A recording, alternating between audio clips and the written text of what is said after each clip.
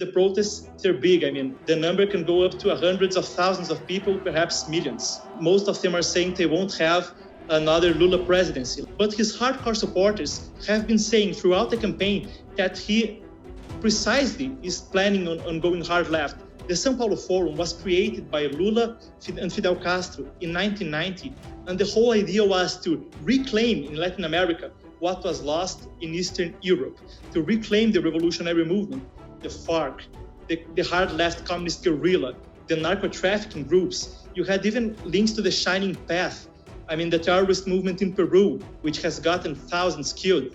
And that is not positive to the United States in a number of ways. The socialist regimes throughout Latin America have been deliberately working to flood the southern border with drugs and all sorts of criminals. Good evening. Welcome to NTD's Fresh Look America. I'm Paul Graney. With it all but certain that Lula da Silva will become Brazil's next president, what are the implications not just for South America, but for the United States? Marcus Schotgues is the editor-in-chief of Epoch Times Brazil. He's working on a documentary series about Brazil. The first episode is called Red Tide, Latin America's New Left Turn. It highlights soon-to-be President da Silva's links to far-left organizations. The series will be available soon on Epoch TV. Marcus, great to speak with you. Thanks so much for coming on. Well, thanks for having me.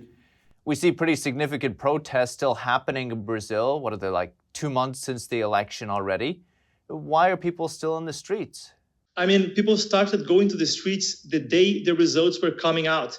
We've been covering this on the ground, and we've talked to some of the protesters. And basically, most of them are saying they won't have another Lula presidency. Let's remember, Lula was president from 2003 up to 2011. And many people are claiming they don't want Lula to come back. Lula has, after he left the presidency, been convicted on money laundering and corruption charges, and he was then released on procedural grounds, not on the merit of the accusations, by a Supreme Court justice. He himself, actually his party, Dilma Rousseff, who came after him at the office, has nominated. So people are basically saying they won't have another Lula administration. Now, what exactly is being claimed at the protests is controversial to an extent. Some, perhaps the majority, are calling for military intervention or for the military to at least do something so another Lula administration doesn't come up. And the protests, they're big. We're talking thousands of people in front of military infrastructure camping day and night, and on holidays and weekends, the number can go up to hundreds of thousands of people, perhaps millions. Are they doing damage, Marcus, or are they peaceful?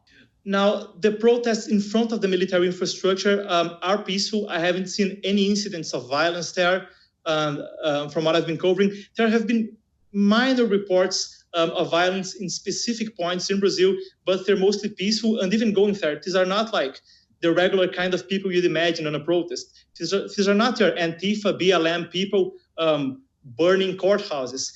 Whole families are there, lots of children, mothers, people I know personally have been there. And people who you'd never see in a protest are there.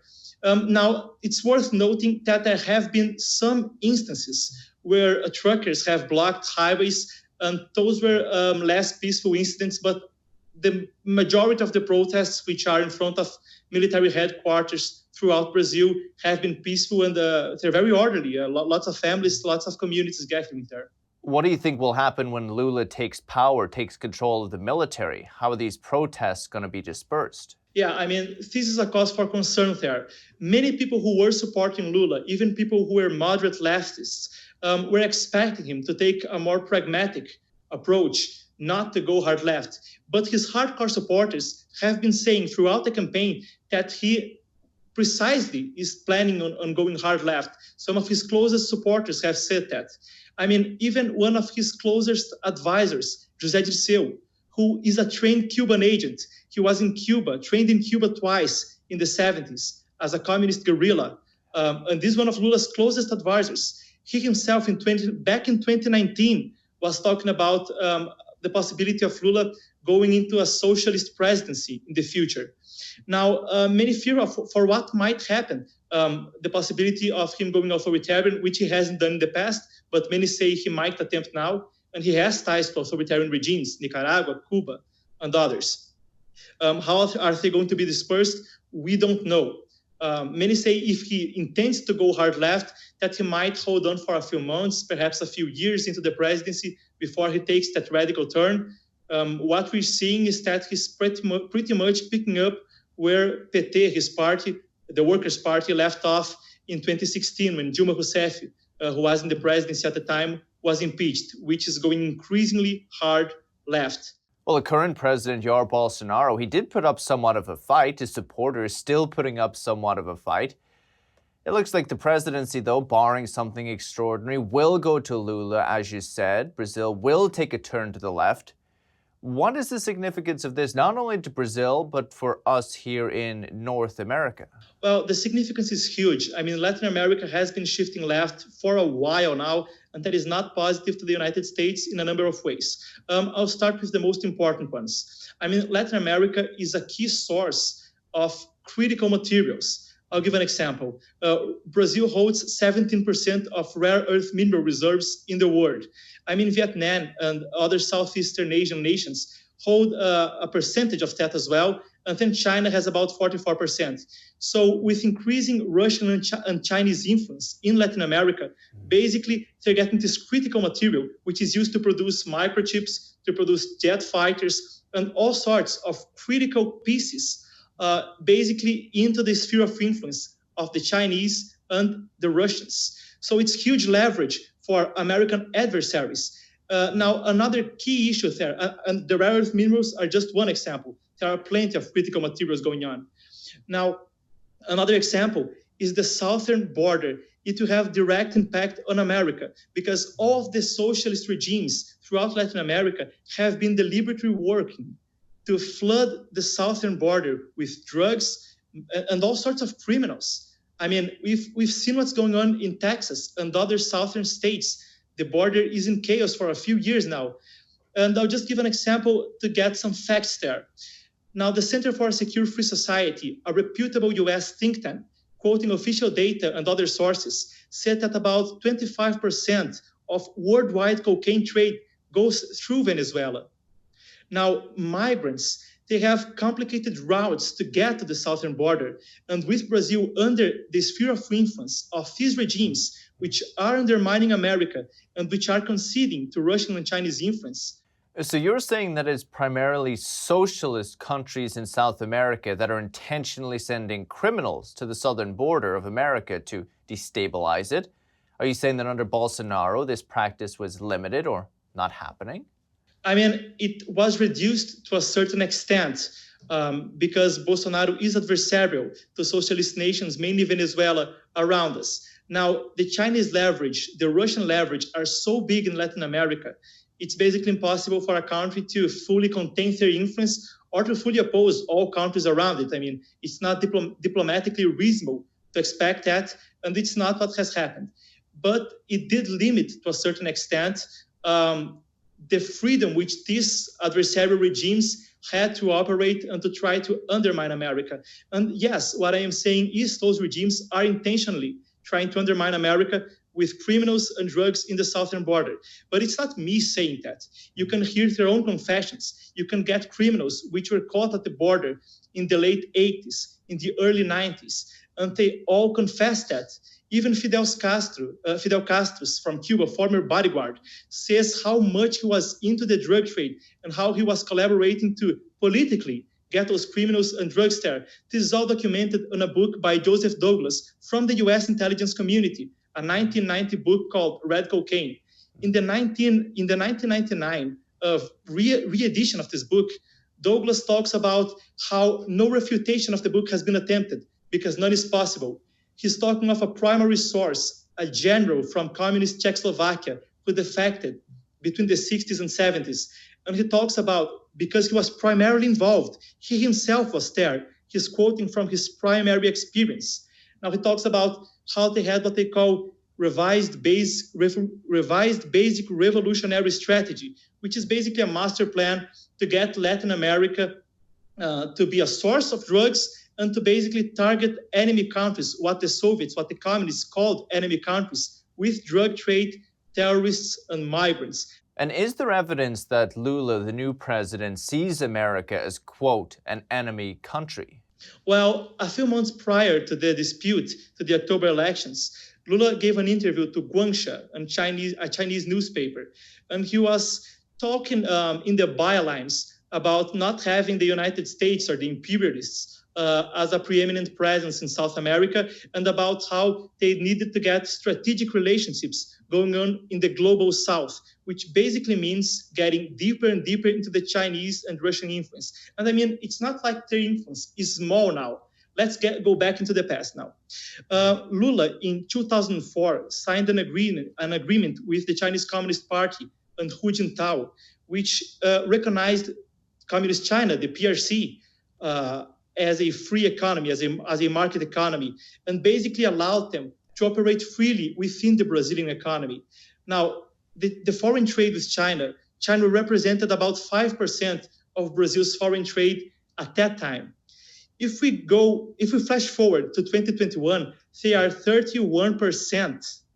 31%, about a third of Brazil's foreign trade is only going on with China. Now, if you get into the strategics of it, Brazil is the fourth largest food producer in the world. I mean, how strategic is that with the UN and I mean all sorts of international bodies talking about a food crisis after the Russia-Ukraine war?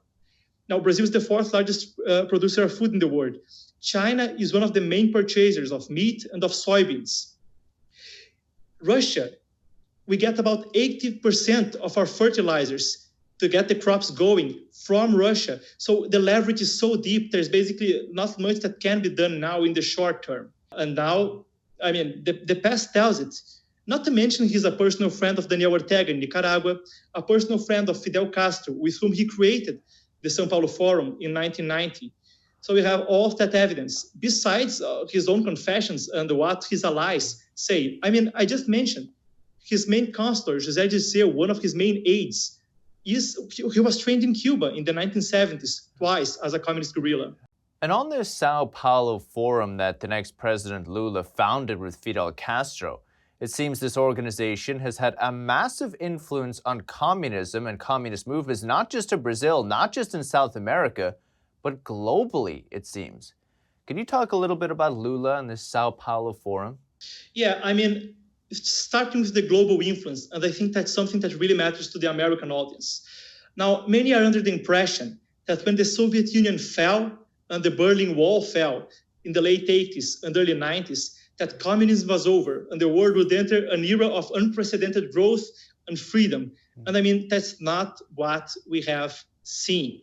The São Paulo Forum was created by Lula and Fidel Castro in 1990. And the whole idea was to reclaim in Latin America what was lost in Eastern Europe, to reclaim the revolutionary movement. And it's exactly what they have done.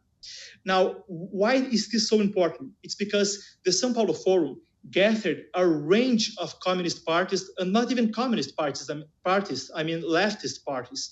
You had the Social Democrats, you had moderates, but then you also had the FARC, the hard left communist guerrilla, the narco-trafficking groups. You had even links to the Shining Path, I mean the terrorist movement in Peru, which has gotten thousands killed. And you got all of those groups talking together about how to get the revolution forward. Why has this been so influential to communist parties and to leftist parties worldwide, even to an extent to the Democrat Party in the US? It's because you get to talk about the revolution with the hard left, but then when you get into the public, into the press, they're just moderates. They just want the social justice. They just want better work conditions. But actually they're articulating the hard left communists and even the guerrillas under the facade, under the impression that the public gets that they're just moderates and they're really progressing the revolution. And that model has been adopted throughout the world. I mean, I quoted the Socialist Democrats of America, the Democratic Socialists of America in the US, which, I mean, had 4 members of Congress before the midterms. You have the Alliance Party in New Zealand. I mean, even the European leftists, they've been all renaming their communist parties to something that's more acceptable to the general public. And that all comes from the strategies the communists got going on in the São Paulo Forum in the early 1990s. And you see they first get power, and they have soft speech, and they gradually progress, and they take over the institutions, they take over the press, they take over the schools. And by the point they got the culture going on, and everybody is into, their communist indoctrination. 10 years you won't notice it, perhaps 15 years you won't notice it, but in 30 years you will. But by that point, it's just too late. And that's not new strategies. Basmanov, who defected from the Soviet Union, from the KGB, has been talking about this for decades. He's deceased now, but that's just like communist strategy being taken back at its best. Even when you go back to the early communists in the Soviet Union, in the 20s and 30s in Russia, Stalin and Lenin were talking about how you have to articulate the moderates and the hard left, how the Communist Party always has an illegal element and a legal element, but how it is always controlled by the hard one, and the moderates are just instruments of the revolution at the end of the day. And it's so sad, it's very sad, because what the Soviets called useful idiots, they always talk about how these are the first people to get targeted after the revolution, because first, they feel betrayed, and two, they just know too much. So that's how the São Paulo Forum has been influential, because the strategies it revived from the communist movement and implemented in Latin America have been mirrored by the left throughout the world, and even in the United States, And Lula co-founded this. It's frightening.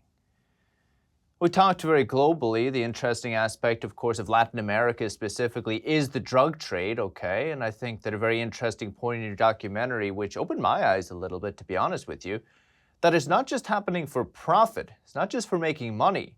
They will weaponize the drug trade to destabilize foreign countries like the United States, probably primarily the United States. Can you talk a little bit to that point? Yeah, sure. It's not that we're making this up. If you get the DOJ indictment on El Pollo Carvajal from Venezuela, he's the former head of Venezuelan military intelligence. If you get his indictment at the DOJ, it talks about a narco-terrorism conspiracy to, quote unquote, flood the United States with cocaine. And now even the DOJ indictment says that this was not primarily for profit, because that's all in the indictment, because when they increased policing to try to get the drug trade out of the US and try to get the borders stronger, while other drug traffickers try to find other markets, the Venezuelan regime, the hard left Latin American regimes, they try to increase it, even with the conditions being tougher. And now the indictment says that this was to weaponize the drugs against America. Well, what could we get from there? Just as I was saying a minute earlier, if you read the 1990 documentary book, Red Cocaine by Joseph Douglas, which gathers a lot of primary sources, this is well documented. It talks about the use of drugs against what the communists call bourgeoisie nations. Now, this goes back to Mao Zedong and even the Chinese communists. In the 20s and 30s, Mao realized that the drug trade could be weaponized against enemies. There's even a famous story where he and Zhou Enlai are quoted as saying that before they discovered it, they used to get all their cars full of wheat and then come back with a little bag of money. But now they get just a little bag of drugs and they get their cars back full of money. So that's where the communists figured it out. Now, if you probe deeper, between 1954 and 1956, according to Soviet defector who was there with a primary source, Jan Sejna, a major general in communist Czechoslovakia, he talks about how the Soviets wanted to get the CCP strategy and make it a worldwide strategy they could weaponize, mainly against America, but against a whole range of what they called bourgeoisie nations, as I just mentioned. Now, Latin America plays a key role in that because it could be a source of production. It could be a source of production and distribution of narcotics into the United States. Sejna says that by 1972, this was already going on, that it was already very profitable and very successful, and even, quote unquote, low cost. He talks about how Fidel Castro, who co-founded the São Paulo Forum with Lula, was a great enthusiast of the practice. Now, there's ample basis to suppose that, as I just mentioned, even Joseph Douglas, who went into that, he talks about how no refutation of his book was even attempted because none was possible. And it's not only him. Now, U.S. author, who was also an ambassador to Peru, if I'm not mistaken, it's David C. Jordan. He wrote another book called Drug Politics, in which he himself also probes deeper into the allegations and confirms them as true. Now, there's ample basis to believe that is true, and even the DOJ is going at it with indictments. And that's how the drug trade has been implemented. If you get that into numbers, you see that when in the 60s, how crimes just skyrocketed in the US. You had a 3-decade historic low on violence, and then it just skyrocketed in the 60s. And it's not just there, it has happened in Brazil, and it has happened in countries throughout the world. And people who have been investigating this always say about how if we really took seriously the fact that the war on drugs is really a war on communism, perhaps we'd be more successful at it. But the root cause is not being addressed. This is a ideological threat. It's not for profit. They're doing this because it's part of the revolution to destabilize America, quote unquote. And it's so sad. It's so sad because these countries are all crime-ridden. And it's to a point where it seems irreversible. It's just frightening to think about. I think as well an interesting point our colleague brought up, Joshua Phillip, in the documentary was how the drug trade, number one, it takes away people's morality, right? Not just the people who are using them or addicted to them, but it'll make all sorts of people willing to break the law in those particular countries. And then if you have people willing to break the law, these are exactly the types of people that these malicious communist movements want to inscript and bring on board to do harmful things that maybe otherwise people wouldn't have done. And as you mentioned, this may be one of the reasons we see this correlation between drug use and drug trade and crime across North and South America. I think this leads to an interesting point as well, is that how socialism or communism is kind of diametrically opposed to faith or belief. We see in Nicaragua that the regime there want to just wipe out Christianity. They see it as a threat, it seems. But obviously, how is somewhere like South America, which is so traditionally Christian and Catholic and faith-based, now in the throes of communist and socialist movements? I mean, just on a side note, yes, communism is diametrically opposed to faith. Even Karl Marx spent his free time writing poems about giving his soul away to Satan. Now, it's not me saying that he was a Satanist. It's he himself confessing. If you read poems like The Fiddler or The Pale Maiden, he talks about roaming in the world as a supernatural entity, waging war against the divine. Now, I mean, you can tell the intentions, I guess, of somebody who spends his free time talking about giving his soul away to Satan, but then preaches state atheism throughout the world in a worldwide revolution. I mean, it's not me saying it, it's Karl Marx saying it, the guy who got all of this going on from 1848 onwards. So yes, there's ample base to suppose that communism is diametrically opposed to faith. When we get into how such a Christian continent like Latin America got basically taken over by communism, and you wonder how could that happen? But I mean, the war on the Catholic Church predates in a lot the communist takeover of Latin America. Even Joseph Stalin waged his personal war against Pope Pius XII, a propaganda war. Now, the communists realized early on, and even US President Truman realized early on, that faith was probably the main obstacle to communism worldwide, and that Christianity was probably the main obstacle for communism in the West. And the Soviets have been waging war on it. They tried to portray, and they succeeded to an extent, to get Pius XII, for instance, to be called Hitler's Pope. I mean, the Pope of Hitler, the guy who had all the Jews murdered alongside Hitler. That's what they have been trying to portray him as. Now, if you probe deeper, you see that actually he saved up to 1 million Jews during World War II, and it's just defamation. When the US Army got to Rome in 1944, I mean, there was a Jewish brigade. I think it was the 8th Brigade of the US Army in Italy. They just came to the city and they were like, hey, the city is full of Jews, what happened? And this Jewish division, and that was published in their editorials. They had a weekly bulletin or a monthly bulletin, I can't remember right now, but they had it published. And they had an editorial on the first page about how the Pope saved the Jews of Rome. And they just came to Rome and they were asking people, how did you get so many Jews not to be handed over to the Nazis? And then they said, if you want to thank somebody, you can come with us and thank the Pope because he had every Catholic protected Jew. It's just, I mean, teardropping, beautiful story. So they had that man be quoted worldwide as Hitler's Pope. it was part of the war against Christian faith in the West. Now, when you get to Latin America, and I'm quoting the confessions of a man called Ion Mihai Pacepa. This was the head of Romanian intelligence, which defected to the West in 1978 and had a book published to work with his tell-all of the communist intelligence system.